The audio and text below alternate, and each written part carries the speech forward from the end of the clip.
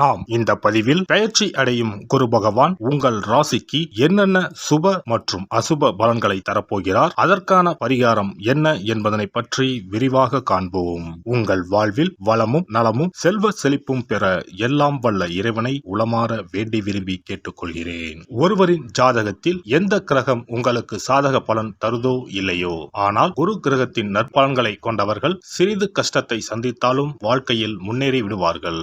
நவ கிரகங்களில் குரு பகவான் மங்கள கிரகமாக விளங்கி வருகிறார். ஜோதிட சாஸ்திரத்தில் குரு பகவானுக்கு தேவர்களின் குரு என்ற அந்தஸ்தும் வழங்கப்பட்டுள்ளது. இவர் நல்ல பலன்களை அளிக்கும் கிரகமாக கருதப்படுகிறார். திருமணம், மகிழ்ச்சி, குழந்தைகள், நல்ல அதிர்ஷ்டம், அறிவு, கல்வி, பேச்சாற்றல், மரியாதை, நல்ல ஒழுக்கம் ஆகியவற்றுக்கு இவர் காரணியாக உள்ளார். ஒருவரது ஜாதகத்தில் குரு பகவான் நல்ல இடத்தில் இருந்தால் அவர் வாழ்வில் மிகுந்த மகிழ்ச்சியையும் செழிப்பையும் பெறுகிறார். அவர் வெற்றியின் உச்சம் தொடுவதை யாராலும் தடுக்க முடியாது. குருவின் அருள் பெற்ற நபர்களுக்கு அறிவாற்றல் மேம்பட்டு சமூகத்தில் நல்ல கௌரவமும் பெற்றிருப்பார்கள். 12 ஆண்டுகளுக்கு பிறகு குரு பகவான் ரிஷப ராசியில் பிரவேசிக்க உள்ளார். ஜோதிடத்தில் முக்கிய கிரக பெயர்ச்சிகளில் ஒன்றாக கருதப்படுவது குரு பெயர்ச்சி. இந்த ஆண்டு குரு பெயர்ச்சி 2024 மே 1ஆம் தேதி நடக்க உள்ளது. குருவின் அமைப்பும் குருவின் பார்வையும் எப்படிப்பட்ட பலனை அள்ளித்தரும் என்பதை தெரிந்து கொள்வோம். கால சக்கரத்தில் தனுசு, மீன ராசிகளுக்கு அதிபதியான குரு பகவான் தற்போது மேச ராசியில் சஞ்சாரம் செய்து வருகின்றார். இவர் 2024ஆம் ஆண்டு மே மாதம் 1ஆம் தேதி நண்பகல் 12:59 மேச ராசியில் உள்ள கிருத்திகை 1ஆம் பாதத்தில் இருந்து ரிஷப ராசியில் உள்ள கிருத்திகை 2ஆம் பாதத்திற்கு பெயர்ச்சியாக உள்ளார். குரு பெயர்ச்சி பெறும் ஸ்தானத்தை விட குருவின் 5, 7, 9ஆம் பார்வை பெறக்கூடிய ராசிகள் மிகவும் சிறப்பான பலன்களை பெற்றிடும் என்பது ஜோதிட விதி. 2024ஆம் ஆண்டில் நடக்கும் குரு பெயர்ச்சியின் தாக்கம் அனைத்து ராசிகளிலும் இருக்கும். எனினும் சில ராசிகளுக்கு குருவின் இந்த மாற்றம் பலவித நற்பலன்களை அளித்தரும். இவர்கள் எடுத்த காரியங்கள் அனைத்திலும் வெற்றி பெறுவார்கள். நீண்ட நாட்களாக நடக்காமல் இருந்த பல விஷயங்கள் குரு பெயர்ச்சிக்கு பிறகு வெற்றிகரமாக நடந்து முடியும். இவர்களுக்கு அதிர்ஷ்டத்தின் ஆதரவு முழுமையாக இருக்கும். இந்த குரு பெயர்ச்சியானது ஒரு சில ராசிக்காரர்களின் வாழ்வை புரட்டி போட போகிறது. துரோகத்தால் பிரிந்த கணவன் மனைவி, சகோதர சகோதரி உறவு ஒன்று சேர போகிறது.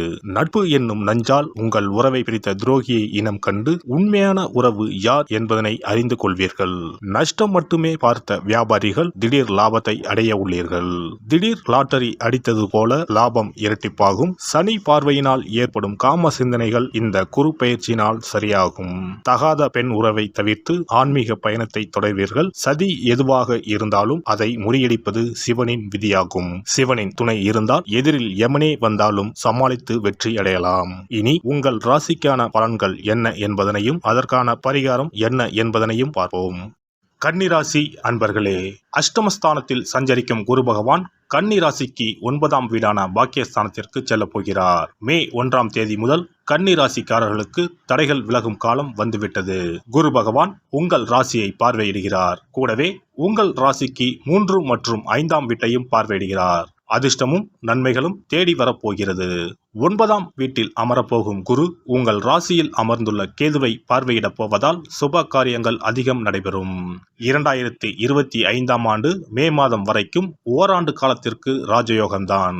கடந்த ஓராண்டு காலமாக கடன்கள், நோய்களை அளித்து வந்த குரு இனி நோய்களை தீர்க்கப் போகிறார். கடன்களை அடைக்க வருமானத்தை தரப்போகிறார். குரு பகவானின் பார்வை பலம் இருந்தால்தான் திருமணம் கைகூடும், குழந்தை பாக்கியம் கிடைக்கும். உங்கள் ராசியை குரு பார்ப்பதால் புத்துணர்ச்சியோடு இருப்பீர்கள். வேலை செய்யும் இடத்தில் மேல் அதிகாரிகளின் அரவணைப்பு கிடைக்கும். தொழில் வளர்ச்சி அடையும். நட்புகள் தேடி வரும். குடும்பத்தில் இருந்த சண்டை சச்சரவுகள் தீரும். குரு பார்வை 3ஆம் வீட்டில் விழுகிறது. சகோதர சகோதரிகளுக்கு நன்மைகள் நடக்கும். திருமணம் நடைபெறும். குரு பகவான் உங்கள் ராசிக்கு 5ஆம் வீட்டை பார்வையிடுவதால் நீண்ட நாட்களாக குழந்தை பாக்கியத்திற்கு காத்திருப்பவர்களுக்கு நன்மைகள் நடைபெறும். மனதிற்கு பிடித்த வாழ்க்கை துணை அமையும். சொந்த வீடு கட்டுவீர்கள். சொத்து சுகம் வாங்கும் யோகம் வரும். உயர் பதவியில் உள்ளவர்களுக்கு அதிகார பலம், ஆளுமை, புகழ், கீர்த்தியை தரும். உயர்ந்த அந்தஸ்தை தரும். அதிர்ஷ்டகரமான காலமாக 2024ஆம் ஆண்டு கன்னி ராசிக்காரர்களுக்கு அமைய போகிறது. பெண்களுக்கு அடுத்தவர் ஆச்சரியப்படும் வகையில் சாமர்த்தியமாக காரியங்களை செய்து வெற்றி பெறுவீர்கள். புதிய நட்பு மூலம் மகிழ்ச்சி கிடைக்கும். அரசியல்வாதிகளின் பெயர் புகழ் அதிகரிக்கக்கூடிய காலமாகும். எடுக்கும் காரியங்களில் வெற்றி கிட்டும். மக்களுக்கு கொடுத்த வாக்குறுதிகளை காப்பாற்ற முடியும். பதவிக்கு இருந்த இடையூறுகள் விலகி எதிர்பார்க்கும் உயர்வுகளை அடைவீர்கள். உங்களின் வார்த்தைகளுக்கு மதிப்பும் மரியாதையும் உயரும். கலைத்துறையினருக்கு புதிய வாய்ப்புகள் கிடைக்கப்பெற்று புதிய ஒப்பந்தங்களில் கையெழுத்திடுவீர்கள். இதுவரை வராமல் தடைப்பட்ட பணத்தொகை கைக்கு வந்து சேரும். வெளியூர் வெளிநாடுகளுக்கு செல்லக்கூடிய வாய்ப்புகளும் அதன் மூலம் மேன்மைகளும் உண்டாகும். உடன் இருக்கும் சக கலைஞர்களின் ஒத்துழைப்பும் மகிழ்ச்சி அளிக்கும்.